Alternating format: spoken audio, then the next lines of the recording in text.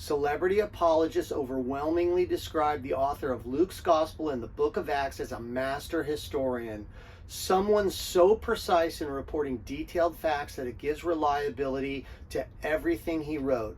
This claim is absurd, and I'm going to prove it. Luke is a historian of the first rank.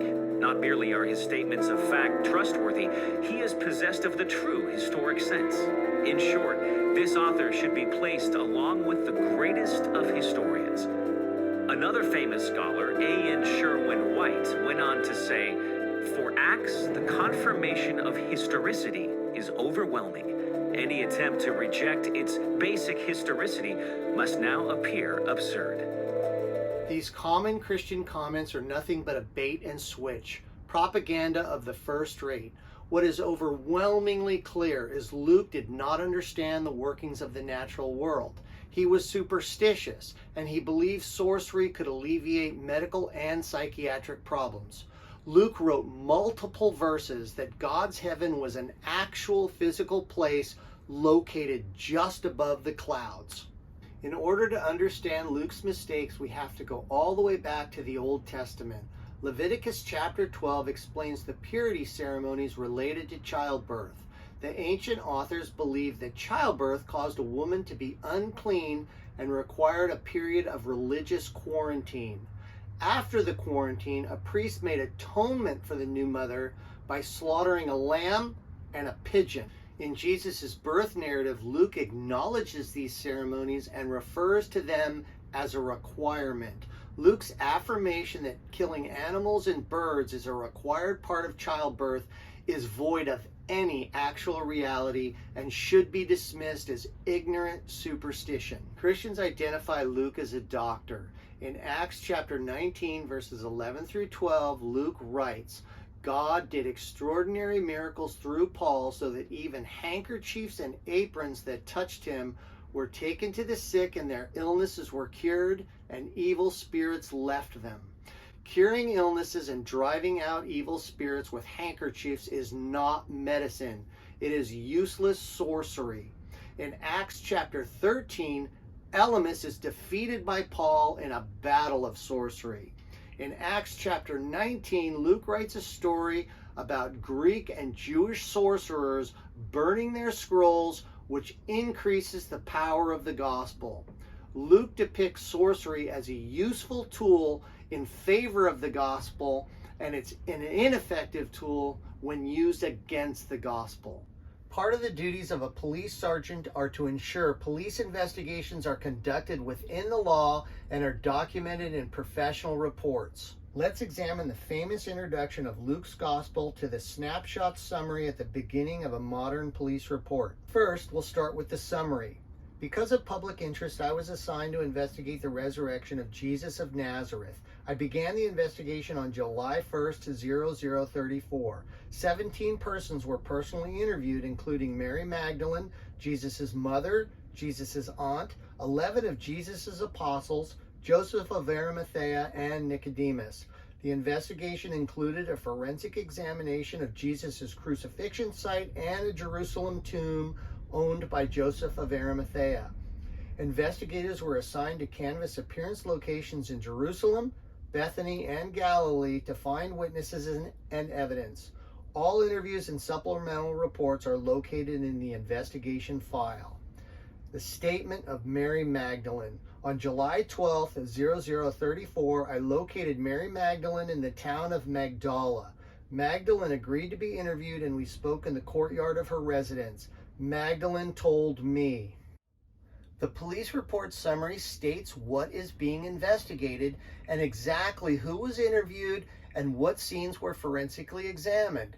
Each forensic report will have a detailed documentation of what was done and what was found.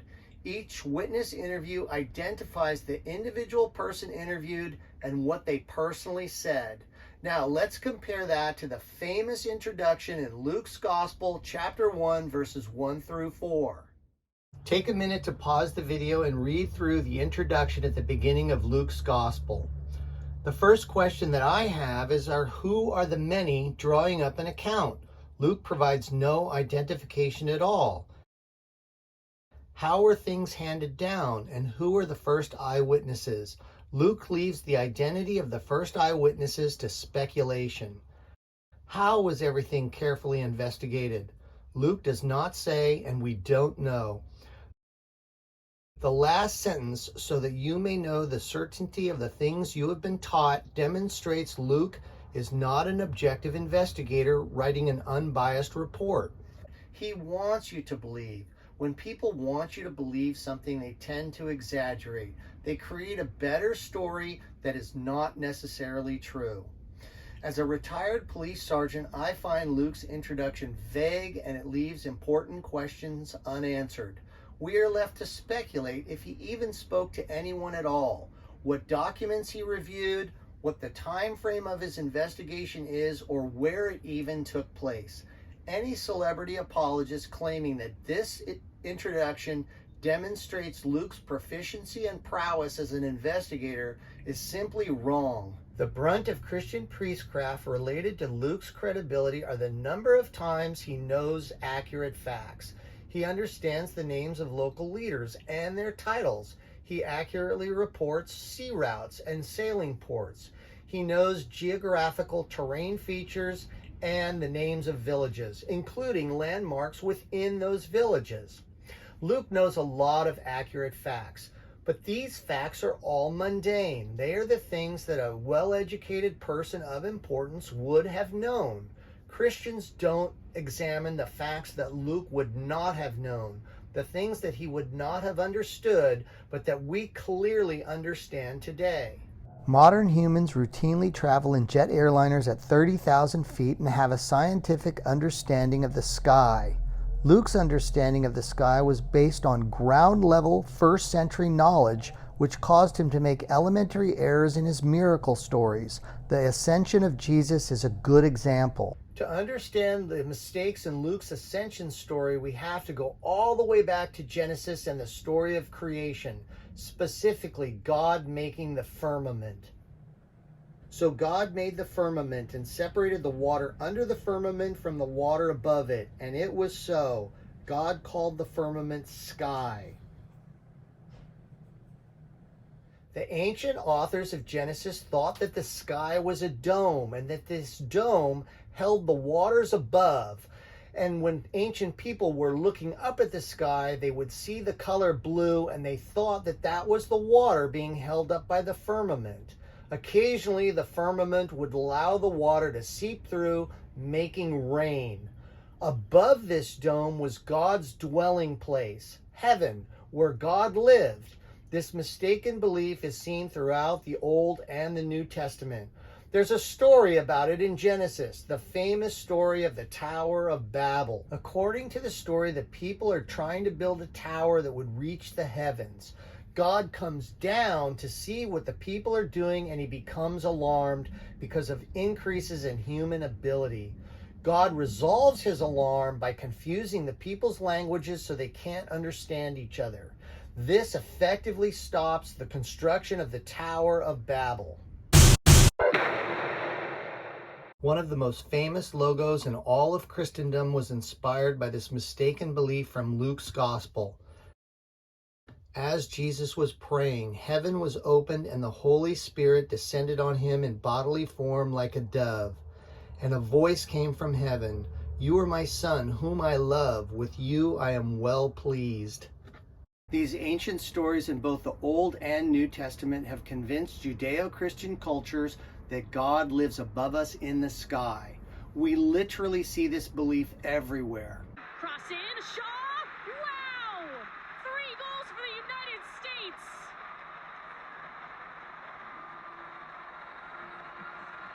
The combination of the future.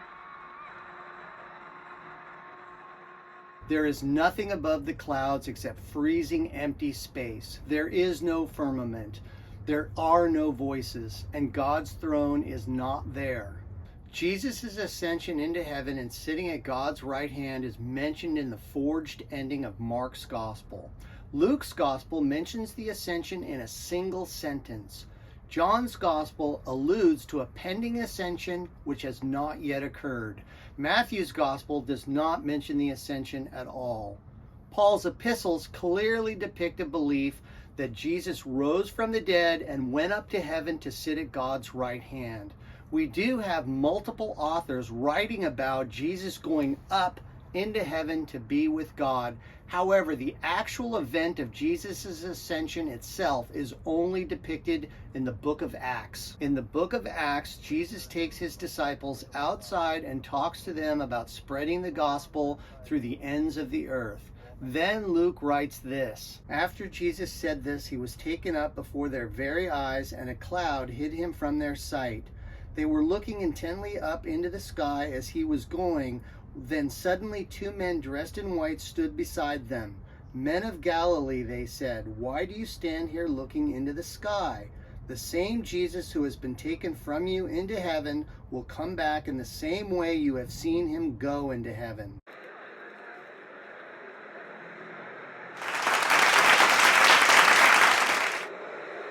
Dana, welcome. Go ahead with your point. Yeah, thank you.